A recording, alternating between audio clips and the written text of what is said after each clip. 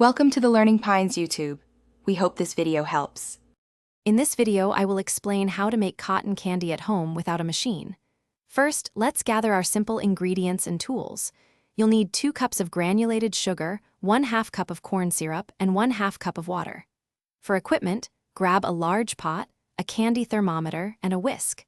Don't forget to line your work area with parchment paper. This makes cleanup much easier after our sweet adventure. Now let's get cooking.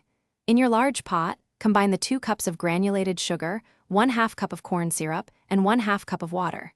Stir this mixture gently over medium heat until all the sugar completely dissolves.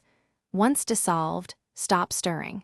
Insert your candy thermometer and continue heating until the syrup reaches precisely 320 degrees Fahrenheit. This temperature is crucial for the right consistency. With your syrup ready, carefully remove the pot from the heat. Let it cool for just a few minutes until the bubbles subside slightly. Now for the fun part. Dip your whisk into the hot syrup, letting any excess drip back into the pot for a second or two. Then, quickly flick the whisk back and forth over your prepared parchment paper.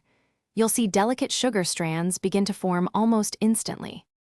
As the sugar strands form, work quickly to gather them with your fingers. Gently wrap the delicate threads around paper cones or sticks to create your fluffy cotton candy. This treat is best enjoyed immediately, so share it with friends and family. Remember to check the description for the link to Darn Tough Socks and other great deals.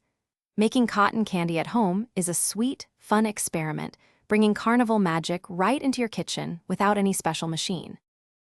Thanks for watching. Consider subscribing if we helped you.